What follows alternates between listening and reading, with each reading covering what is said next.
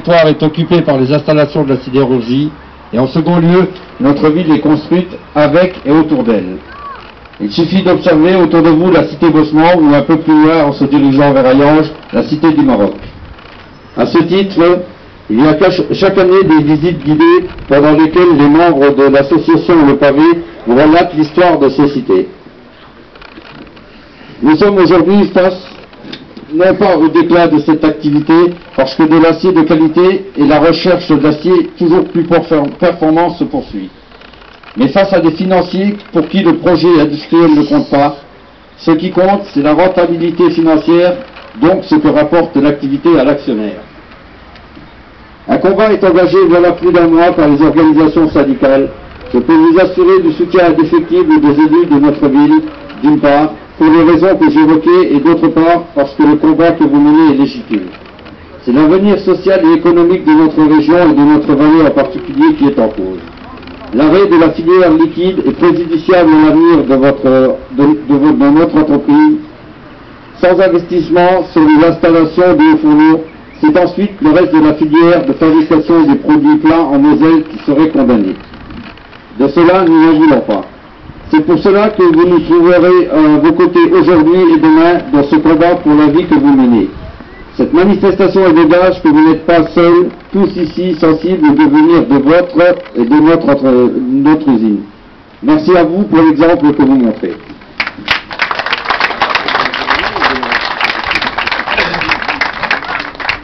Est-ce qu'il ne tombe pas que dans l'usine, dans la vallée, qui chauffe pas, et comment tourne l'usine en ce moment? En fait, pour schématiser un petit peu tout ça, il faut savoir, forcément les fourneaux ne tournent plus. On a la filière l'étamage 2 packaging qui est touchée aussi. On a des entités qui tournent, comme la coquerie, les laminoirs, le Satagat. Donc, notre combat premier déjà, c'est en tous les cas, c'est de pouvoir et de vouloir démarrer nos outils qui sont les hauts fourneaux, qui sont la fierté de notre vallée quelque part. Parce qu'on dit toujours que, avant il y avait les statuts mineurs, il y avait les mineurs qui se battaient, ils en chiaient au fond de leur mine, mais finalement quand ils remettaient pied à terre, et ils en chiaient, mais ils étaient fiers de leur boulot. Nous c'est un petit peu pareil, quand on est sidérurgiste, on a un métier ingrat, notamment sur les planchers de coulée, et quelque part, le fait d'en chier, mais quelque part, on est quand même fiers de notre métier, quoi. C'est primordial, quoi. Si tu veux nous dire un mot? Non? Tu peux nous dire combien de personnes sont concernées par le chômage, qui bossent pas? Si vous voulez, aujourd'hui, au niveau de l'activité partielle, du chômage partiel sur le deuxième trimestre, ça va impacter à peu près 2400 à 2500 personnes sur le site. Hein. Donc, après, ça va être un petit peu différent selon les personnes. Il y a des gens qui auront 4-5 jours de chômage, d'autres en auront une semaine sur deux. Hein. Ça va dépendre du lieu où ils travaillent. Donc, c'est vrai que ce manque de perspective, si tu veux, cette prolongation d'une phase dégradée, ça abîme fortement le moral des travailleurs. Je pense que les gens, ce qu'ils demandent aujourd'hui, c'est d'avoir un petit peu des perspectives d'emploi, des perspectives pour l'avenir. Et aujourd'hui, malheureusement, Mittal, il ne peut pas les donner. Et au contraire, il nous angoisse plus par les décisions qu'on sent qui peuvent venir après la phase électorale qui va se dérouler dans quelques semaines. Et donc c'est vrai c'est pour ça qu'on mène ce combat depuis des mois. Et je tenais juste à dire deux choses, ce qui permet, Manu.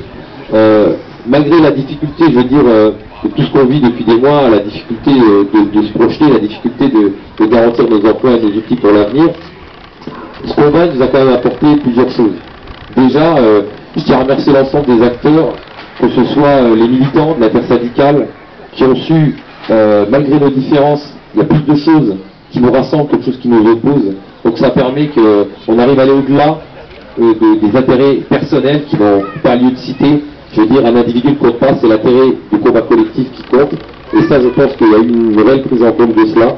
Ensuite, les élus, je veux dire, on a eu un tissu d'élus, le maire de Sremange, le maire de Florange, tous les élus de la vallée qui nous ont apporté, au-delà des mots, parce que souvent on dit les mots des politiques, mais là je peux vous dire que c'est pas des mots, il y a eu des actes forts qui ont été faits, il y a eu une présence quotidienne, il y a des agents des services techniques qui sont investis, mais fortement, sur toutes les difficultés qu'on a pu rencontrer. Et je tiens, je dis, enfin, au nom des copains, je tiens à remercier parce que c'est rare, enfin, c'est quand même la France qu'on aime.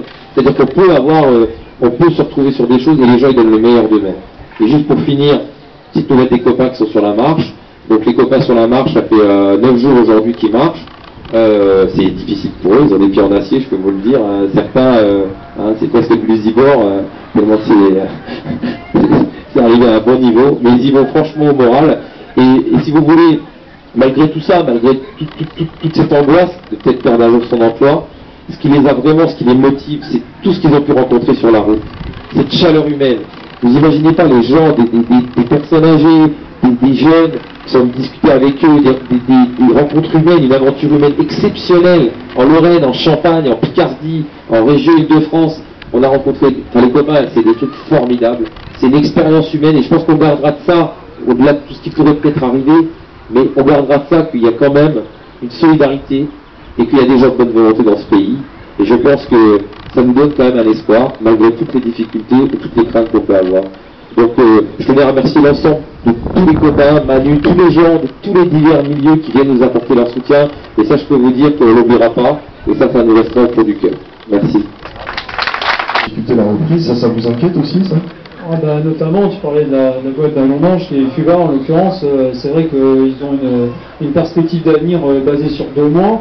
Donc à partir de là, voilà, c'est un prestataire primordial en tous les cas pour le démarrage de nos fourneaux, et notamment pour le réfractaire et les maçons fumistes, quoi. Je veux dire, sans eux, on ne peut pas couler de fonte, quoi. Ça, c'est ça qui est important. Je veux dire, on parle souvent de la population ArcelorMittal, et voilà, je voulais rebondir en sachant que la pyramide des âges, quand même, c'est quand même inversé par rapport à tout ça. Aujourd'hui, on a 40% de notre personnel qui a moins de 35 ans, à savoir qu'on commence avec des salaires de base de 1 200 €, on chôme 9 jours par mois, donc avec 25 à 30 € de perte de salaire par jour chômé. Donc voilà, vous faites la différence. Il y a des familles voilà, qui retournent dans tous les cas chez papa-maman. C'est dans un contexte très très difficile. Et en périphérie, forcément, il y a les prestataires, il y a tout ça qui rentre en jeu et qui rentre aussi dans notre combat. C'est pas un combat forcément ArcelorMittal, c'est un combat par rapport à nos prestataires, c'est un combat aussi sur tout ce qui est la vie de notre vallée. Il faut savoir que voilà, il y a les crèches, nos écoles, les hôpitaux. Je veux dire, on est tous impactés par tout ça, quoi. Il faut être honnête. Je veux dire, aujourd'hui, ArcelorMittal Florange, c'est le poumon de notre vallée, quoi. Je veux dire, sans ça, moi je considère ça actuellement, en tous les cas, comme un véritable génocide social, quoi. Je veux dire, et tant que voilà, on n'a pas forcément de perspective d'avenir par rapport à tout ça, mais encore moins par rapport à notre vie privée. C'est ça qui devient tangent. C'est qu'on peut pas, un gars de 30 ans aujourd'hui sans boulot et avec les salaires de base qu'on peut toucher à l'embauche, il ne peut pas se projeter, quoi. On peut pas construire. On se pose même la question de savoir si on va faire des enfants ou 1, 2, 3. Voilà, je veux dire, ça interpelle vraiment, quoi. Toi, tu veux rajouter quelque chose? Juste pour parler en chiffres, parce que je pense que les chiffres sont importants. Donc ArcelorMittal à Florange, c'est 2000 sous-traitants, c'est 160 entreprises, c'est plus de 100 millions d'euros de chiffre d'affaires par an. Donc vous voyez, 3000, 2000, on est déjà à 5000. Et on ne parle pas des emplois à nuit. Enfin, rien que nous. Il faut savoir que sur Gandrange, il y a encore des gens aujourd'hui, parce qu'à Gandrange aussi, il y avait des sous-traitants. Aujourd'hui, il y en avait plus d'une centaine qui n'ont toujours pas retrouvé d'emploi. Les populations les plus fragiles, les plus de 50 ans, qui aujourd'hui sont dans des difficultés, qui arrivent à des phases de fin de droit, etc., qui arrivent à trouver des jobs d'1 ou 2 jours d'intérim, par-ci, par-là. Des gens qui ont bossé plus de 30 ans, toute leur vie. Donc quand on entend certaines personnes, je ne vais pas dire de nom, mais dire que les engagements étaient respectés, et jouer sur les mots en jouant entre les gens en CDI et les gens sous-traitants, en disant on a réglé le problème des CDI, donc on s'en fout des autres, des intérimaires, des sous-traitants, je trouve que c'est vraiment d'un niveau qui mérite même pas qu'on en parle. Et je tiens à dire quand même qu'on n'oublie pas toute cette partie de la population, parce qu'aujourd'hui dans les entreprises, 25% des salariés des entreprises ne sont pas des CDI. Ça fait partie de la barrière d'ajustement, comme ils appellent, le matelas de fonctionnement. Donc tous ces gens-là, ils participent comme les autres à la richesse de l'entreprise. Ils donnent comme les autres. Alors des fois, quand on est jeune, c'est plus intéressant d'être intérimaire, faut le comprendre, Mais ça apporte d'autres problématiques. Pour le crédit, accès au logement, plein de problèmes. Et après, quand on a un certain âge, des fois, l'intérim, on le subit. On l'a pas choisi, on le subit. Donc, ce que je veux dire, il ne faut pas qu'on oublie l'ensemble des acteurs qui, aujourd'hui, on ne les entend pas, ils sont dignes, ils sont chez eux, mais la souffrance, ils la vivent dans l'intimité de leur foyer, quoi. Mais ces gens-là, nous, en tout cas, on ne les oublie pas. Et c'est pour ça qu'on a demandé des suivis. Mais la direction là-dessus, je veux dire, ils n'ont pas beaucoup de solutions à nous proposer. Mais je pense qu'on n'oublie pas ces centaines, ces milliers de gens qui sont de notre vallée et qui travaillent aussi pour la richesse de la société ArcelorMittal. Quelques années, puisque les lois de finances ont permis à la sidérurgie de diminuer fortement leur participation aux collectivités. La réforme de l'ATP, ça a été quand même plus de 10 millions de perdus pour les collectivités de la vallée. Et ça, c'est que le début. L'usine ferme ici, sur Srémanche, Florange, on met quasiment tous la clé sous le paillasson. Parce que c'est plus de 50% des bonnes ressources de collectivités. Là, on ne peut pas vivre sans la sidérurgie dans la vallée. On se bat actuellement, et la communauté de communes est là pour ça, pour recréer des activités sur la Feltière, sur Sainte-Agathe, pour essayer de compenser quelques emplois perdus. Mais on ne pourra pas compenser la totalité des emplois perdus. C'est pas possible. Tu parlais de la pyramide. Et nous qui savons ce qu'on fabrique, on sait que c'est pas le cas. Nous, nos concurrents, c'est des concurrents plutôt des sidérurgistes allemands, des sidérurgistes autrichiens, en tout cas européens. Et donc voilà, c'était un petit texte en réaction par rapport à ce que j'entendais. Et puis je me suis aperçu aussi, pourquoi je voulais l'écrire, c'est parce que je me suis aperçu, moi je suis pas du coin, ma famille n'est pas ici. Et je me suis aperçu qu'en discutant avec ma mère à l'époque, elle était même pas au courant de ce que je faisais, finalement, parce qu'elle disait, bah c'est vrai, si les Chinois sont moins chers que vous, hein, tu vois, donc. Je dis, même les gens qui me connaissent, ça fait 10 ans que je bosse là-dedans, même les gens qui me connaissent ne le savent pas. Donc en fait, a priori, personne ne le sait. Quoi. Donc c'était un petit peu par réaction par rapport à ça. Alors, c'était pas... alors je sais que ça fait plaisir à beaucoup de gens, parce qu'il y a des gens qui m'ont dit, bah c'est bien, enfin, c'est plaisant d'entendre ça. Alors je suis désolé, j'ai mis ça à la première personne, parce que c'est le journaliste qui m'a imposé, hein, sinon ça passait pas. Il fallait que ce soit un peu plus... il m'avait dit qu'il fallait mettre plus de supplément d'âme. Hein, bon. Mais je parlais pour nous tous. Donc c'est ça un petit peu qui me surprend, c'est qu'aujourd'hui, on nous parle beaucoup d'industrialisation, on nous parle beaucoup de compétitivité, de la qualité allemande, de qualité allemande, exactement. Et c'est vrai que, moi, j'ai une image en tête, c'est que, en fait, on fait du Zibor, donc les fameux aciers Laurent. On livre une énorme usine en Allemagne qui emboutit des caisses pour tout le groupe Volkswagen. Et donc, en fait, on peut se dire, c'est un peu faux, on peut se dire que dans chacune des Volkswagen dans le monde entier, il y a de l'acier Laurent. C'est un peu comme Pont-à-Mousson sur leur fameuse plaque d'égout. Donc voilà, c'était pour un peu rétablir cette vérité-là. Alors ensuite, après, on n'est peut-être pas compétitif ou pas assez compétitif par rapport aux concurrents européens, mais au moins on se bat et on a des gens qui sont capables de faire le même produit. C'était un petit peu pour rétablir cette vérité. Et puis voilà, c'est tout. Donc aujourd'hui, je suis là comme ça, j'en parle aussi. En fait, j'aurais souhaité qu'on continue à mettre le débat, enfin en tout cas que nos politiques continuent à mettre le débat là, puis je me suis aperçu que ces derniers jours, en tout cas, ça partait un peu en cacahuète. Hein. Ça partait un peu en cacahuète. Voilà. Merci Nico. Pour nous, donc, je suis bien placé pour en parler. Il faut savoir que sur une durée, on va dire, d'arrêt de 6 mois, ils avaient un peu fait un plan de démarrage, on va dire obsolète, on va dire 6 semaines. Donc là, on a multiplié par 2 le temps d'arrêt, donc grosso modo, ça ne multiplie pas non plus le temps de démarrage. Hein. Donc là, l'état de fourneau, je ne vais pas dire il est pitoyable, mais quasi quoi. La chance qu'on a eue, c'est qu'on a eu un hiver assez clément, à part 15 jours où il a fait moins 15, on a eu un hiver assez clément pour nos installations, vous savez, bon.